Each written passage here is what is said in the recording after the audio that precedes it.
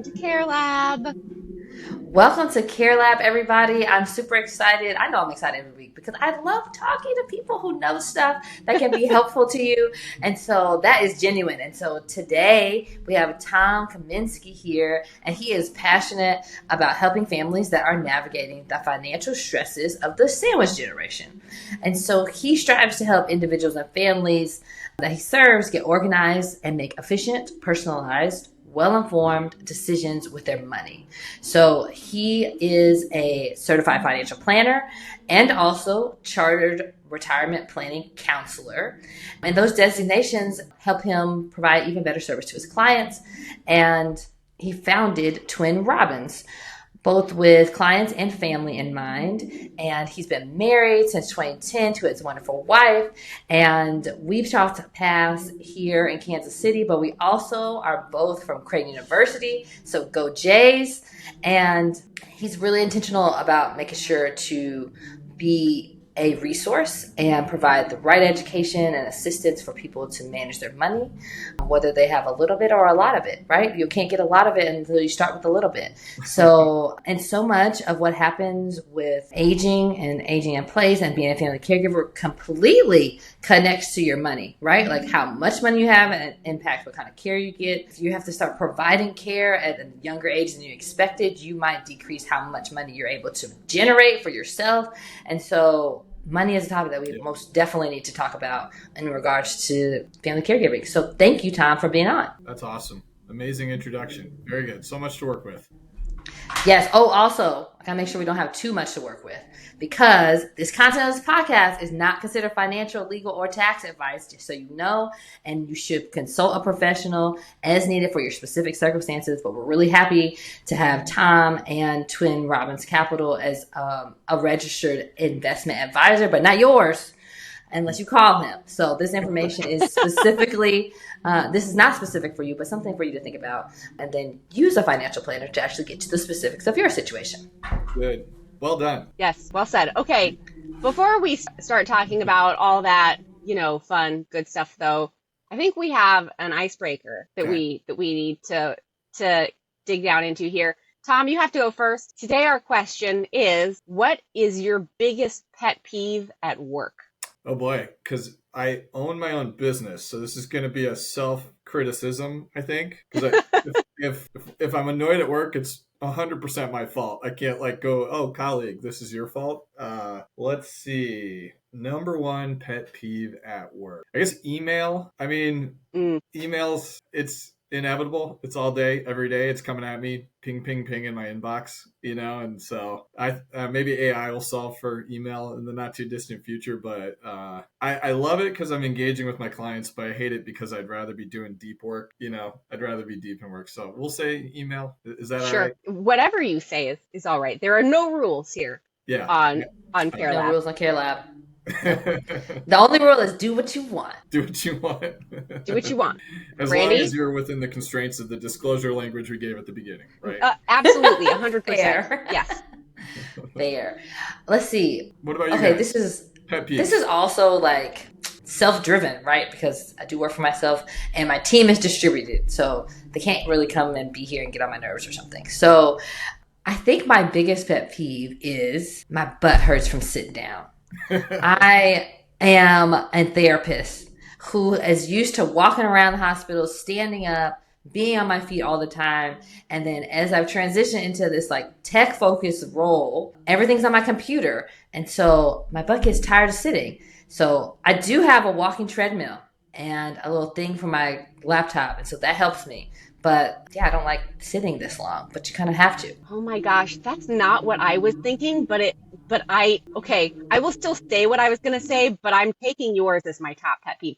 I cannot stand sitting all day, or even I do think that standing desks are great to get a change of position, but it's not the same as moving your body. And I think one of the wonderful things about being a therapist is you just get to move your body all day long. And that's, by the way, what bodies are supposed to do. They're not supposed to just stand or just sit statically. They're supposed to be up and moving. That's what we're built for. That's why it feels so good, people. So, yeah. So that is, I'm stealing that, but I'll still say what my other one was going to be. which is I don't like doing the same task over and over again, or I don't like doing things repetitively. I'm not built for that. I have literally set up my business in a way that reduces that as much as is humanly possible Hmm. because I need new stuff coming in and like new problems to solve all the time. I always need a new problem. I need a new project. I need a new focus to like keep like my creative juices flowing, and it just makes me happy. So like doing the same thing over and over again, that's not for me. So I try to manage everything that I do in a way that prevents repetitiveness of like mindless tasks. That's why I became OT actually. Because you get bored easy. Yeah, because I didn't want to do the same thing for the same person all the time. You know what I mean? Like Yeah, if you have totally. if you have two people with a hip fracture, they both have the same diagnosis, but in OT you do two totally different things because they have two totally different lives. And like I Yeah, love that level of variability. And same. so I totally understand what you're saying about your business. So I'm stealing that back as one of mine too. Okay. Yeah, All right. I Well, we'll experience just that a lot. I mean, like if you're doing planning the right way, financial planning, you're trying to like really focus on the person, not the numbers. And I give very different advice for two foundationally pretty similar financial plans because I'm trying to tailor to the person. You got to be obviously prudent and diligent, make sure you're checking all the right boxes, but I give different advice depending on the need of the individual. Also, clients email me stuff and I'm like, what the heck? And like, should I move to XYZ or should I transfer my assets here? And I'm like, it takes me down rabbit holes. So and there's often nothing at the end of those rabbit holes, but at least it's a rabbit hole. There's always something being thrown at you. So yeah, keeps it always interesting. always an opportunity for new learning. I think, by the way, I think also like that's one of the distinctions between doing something that really requires an expert and a high level of expertise versus something that can just be done rotely is if Yeah. someone comes to you with what is ostensibly the same issue or the same problem, is there a playbook for that? Certainly. But being able to recognize the nuances and really take an individual's goals and make Yeah. specific recommendations based around that individual requires a really high level of expertise, no matter what field you're talking about. And certainly finances are obviously incredibly important for everyone. So this is probably a good segue into like about working with financial advisor. Maybe we should just start by you telling folks a little bit about like what is a financial advisor? What should a financial advisor do for you? Yeah, good question. A financial advisor, also known as a financial planner, there's a million names for it. There's a lot of issues with our industry. One is that there's not a clear legal distinction on the name. There's all kinds of things advisors can call themselves. I tend to go with financial planner, but that name can be misleading, unfortunately, to consumers. So you have to be really careful about the business model behind the name and the credentials. We can kind of get into that a little bit too. But financial planner, and in my case, certified financial planner, sits in the middle of a lot of different important areas of your life, be it estate planning, retirement planning, insurance planning, investments. There's sort of this hub and spoke situation that forms where you've got all these different things with dollar signs attached to them, but there's no one really sitting in the middle and coordinating to make sure they're all speaking appropriately to each other. That's why our job basically exists. It's to try to create cohesiveness between an estate plan. Your estate planning attorney might be incredible, but they're not necessarily seeing your full balance sheet the right way, or they're not considering other dynamics of your financial planner where your insurance policies are structured. An insurance broker that wants to sell you insurance. And that's fine. That's a really important role and function, but they're not always considering all the pieces of your plan. My clients will get pitched insurance policies. I'm like, they aren't even considering they don't know how many kids you have. They're like, what are you doing here? And my role is to sit in the middle, ideally acting as a fiduciary at all times. That's what I do for my clients. Not all financial planners act as fiduciaries at all times. That's another challenging topic that we could delve into a little bit. But my role Wait, is explanatory comma. You got to tell us what a fiduciary is. Yeah, what's a fiduciary? So a fiduciary is an advisor who puts your interests before their own. And so when they make a recommendation, they are putting your interests at all times, or in the context of how they're delivering the advice, before their own. So that's not meaning that they're acting in your best interest, which can be sort of transactional on a case by case. It's elevating your importance and your role in the engagement to being superseding their own. And you'll have advisors tell you they're a fiduciary. And that can be true in the context of a very specific part of your engagement with them, but not all aspects of their engagement. And it's very unfair and very complicated for the consumer. So how I and I act as a fiduciary in all capacities, how I say consumers can I handle this situation is to get in writing from the advisor that they'll act as a fiduciary in all capacities. I'll have them put that in writing for you. Was that helpful from a definition standpoint? Super. Okay. Yes. Perfect. Yeah. And so back to the question about what is a financial planner, we sit in the middle of all these important financial pieces and we try our best to bring it together and give you advice that there's always going to be a conflict of interest, but you try to reduce those conflicts as much as possible. And then you disclose what those conflicts are so that the consumer feels empowered and they feel well informed about the financial decisions that they're making. So we're this like agent, master of none, but agent of many pieces, where we want to say we pull in the professionals, accountants, insurance professionals, attorneys for their own expertise, but you're trying to kind of sit in the middle and make sure you're getting the very most out of your plan. And then to the human side of it, I'm really working to like figure out what makes them tick, what your values are, what your goals are. And my job really is to translate all these pieces and create alignment with that. So big answer. I hope that kind of summarizes it reasonably well. Yeah, I think that makes a ton of sense. And that leads me to my next question, which is when I had the first time I encountered a financial planner or heard that term, I assumed it had to do with protecting or making more money. Yeah. And while that is part of it, what you have described more succinctly is that you are trying to reduce financial stress. And so I think it's a different kind of way to picture that. So can you like dive into that a little bit more? Why do you have that particular bend or angle to it? And what does that mean? Great question. I kind of measure myself by how much easier I'm helping clients arrive to the best answer for them. My clients engage me because it's complicated and they don't have time. My clients are very smart. They're Ivy League educated and they're incredibly accomplished in their own field. They just don't have the time or the energy to try to navigate these financial decisions. It's a better use of their time to outsource it. And so I measure myself in my ability to really understand what they want and then give them efficiently the best answer possible to their question. That's my goal. Yeah, you're right, Brandy. Like on the investment side, that's really important to what I do. But most people think financial planner, they think, oh, they pick the stocks, right? And I build portfolios, I manage the investments, but I look at my job and I communicate my job on that front with my clients more as grow. I try to grow portfolios, but there's a big element of preservation. I try to help them thrive in their careers because that's where most of the wealth creation will occur. My job is to manage, build, align, to the extent, grow if I can, but I'm trying to free up their time and energy so they can really kick butt in their professional career. Because that's where the wealth creation most often occurs. I have a question though. Does someone have to have a lot of money in order to benefit from potentially working with a financial planner? Great question. No, I think folks of all income levels and wealth levels can benefit from a financial planner. That's a big challenge in our industry, is creating access to folks at lower income levels or lower net worths to professional advice.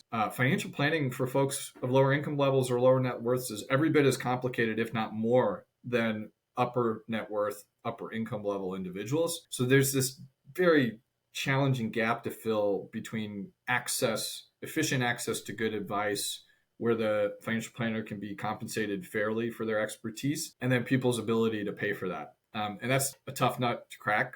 There are wonderful organizations that do pro bono work. CFP pushes a lot of pro bono work for folks that cannot afford a financial planner. And technology is certainly helping make it more accessible. And so we see financial planners doing one-time engagements, whereas it used to be $5,000, maybe it's a couple $1,000s, or you set up a retainer or a subscription approach to financial planning.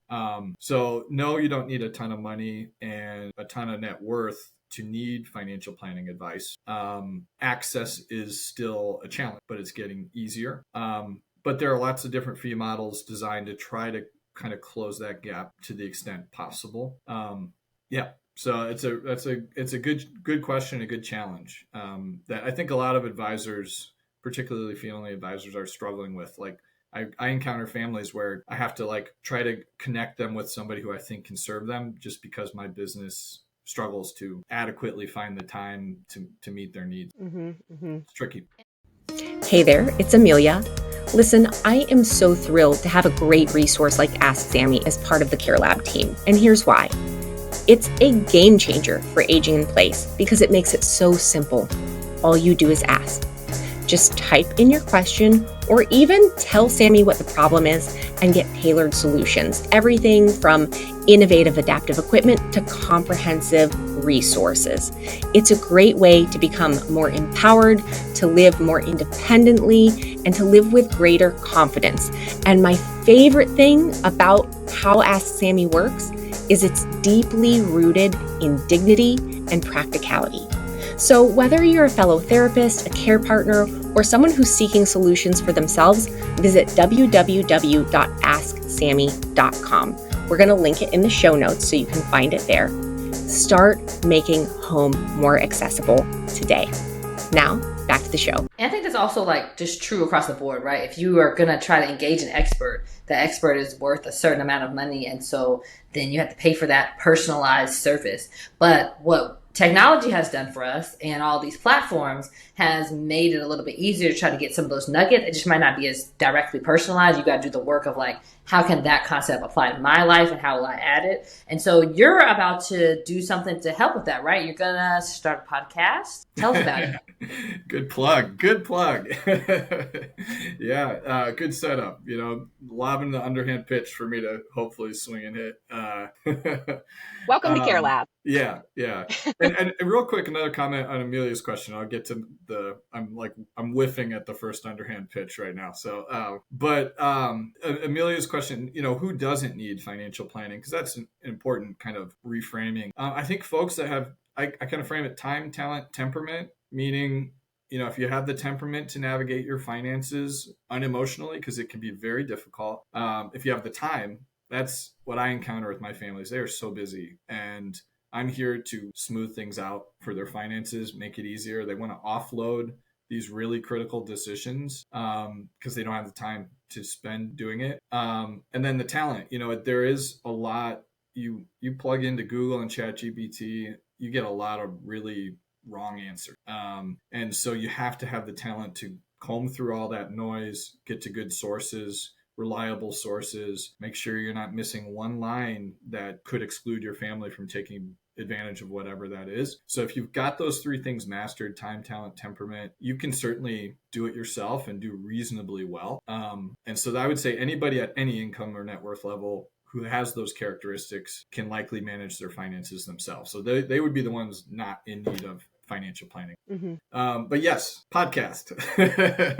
I am in the process of launching a podcast, and I will likely hound Brandy and Amelia to be on it for me, called The Sandwich Bread. And sandwich alludes to the sandwich generation, which is navigating aging parents and young kids. And, your own finances. God forbid you help yourself a little bit too. So these are my clients in most cases. They've got aging, retired parents, their own finances they're concerned about, and then growing their own family or nieces, nephews. So you've got this multi-generational stress and strain.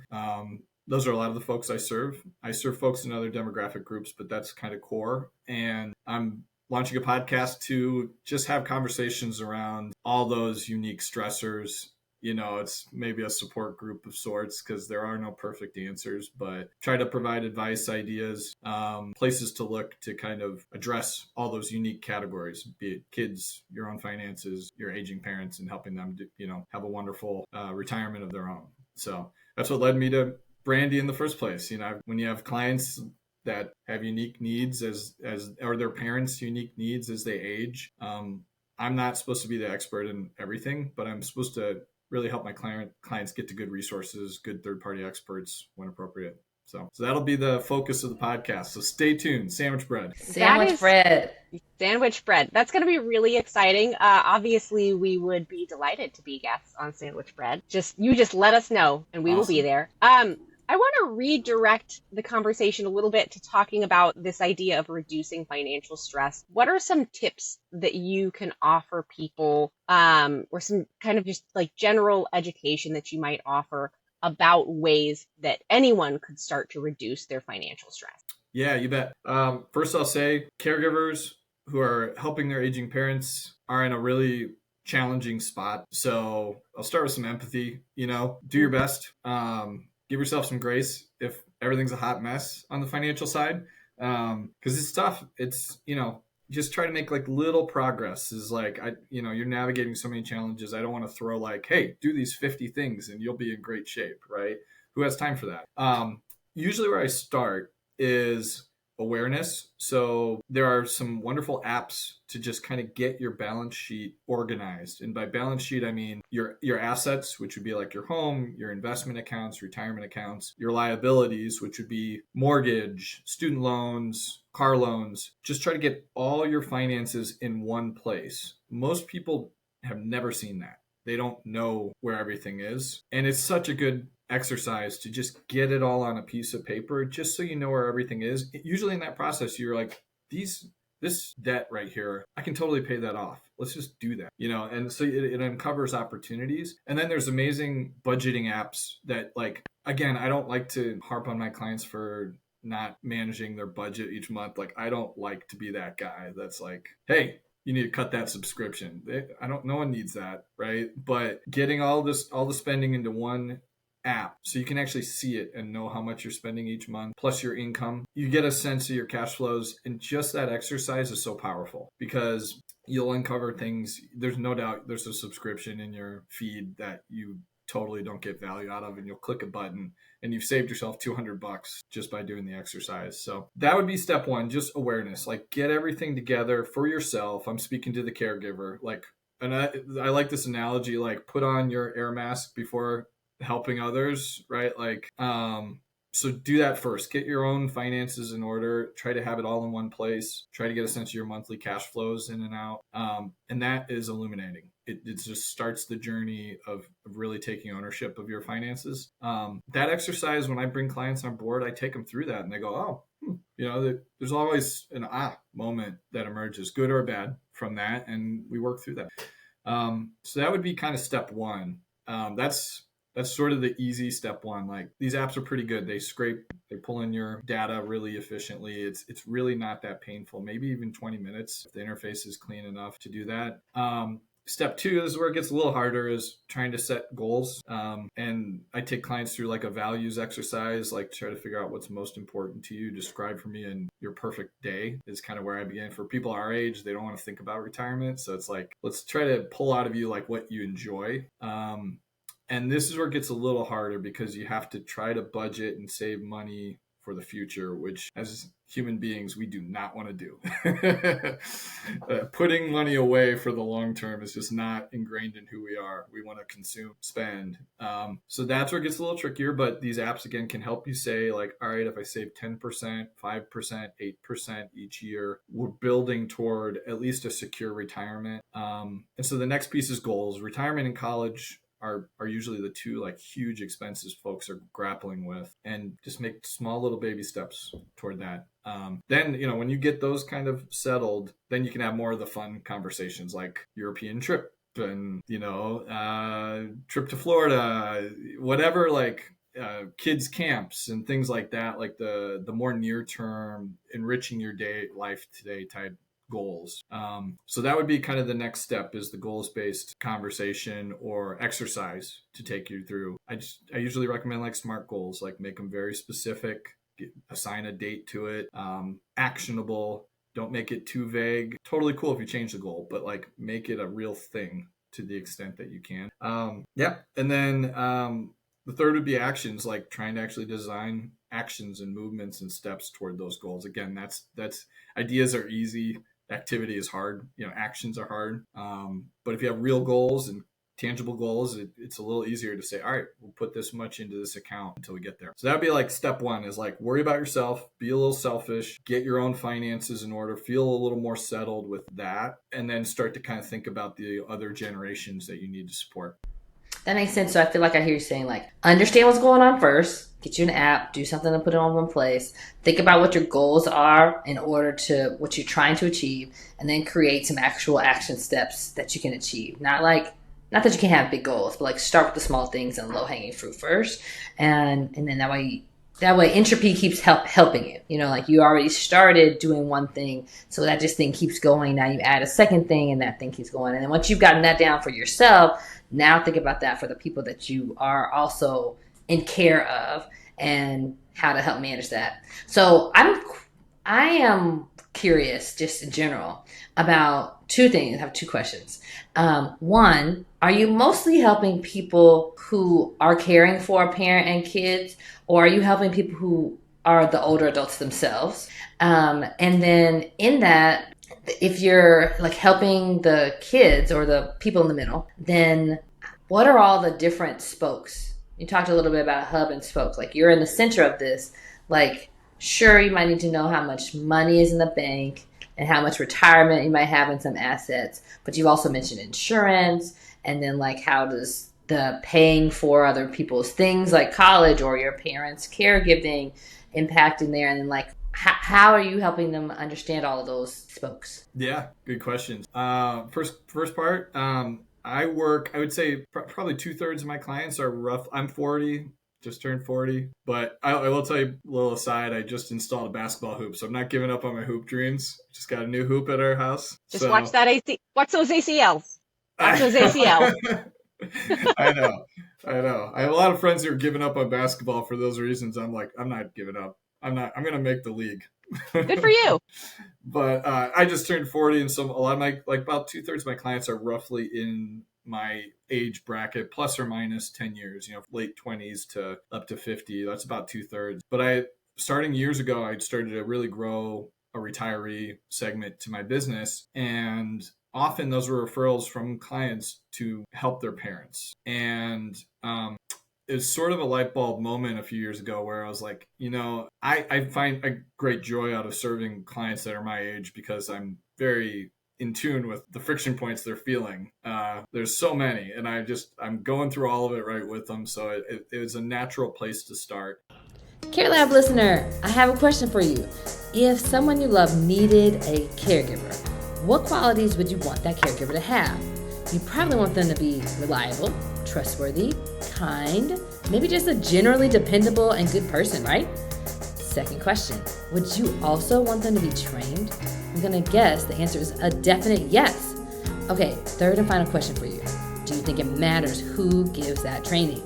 Like, is it cool if it's just in your body, or would you want that person to be a qualified expert? Assuming you do, in fact, love this person who needs a caregiver, you probably want the expert, right? Well, that's what Higher Standards Caregiver Training does. Higher Standards Caregiver Training provides 100% occupational therapist-led training for caregivers. Caregivers get taught everything from gold standard foundational skills for transfers and daily living tasks, all the way up to how to deal with specific diseases and injuries.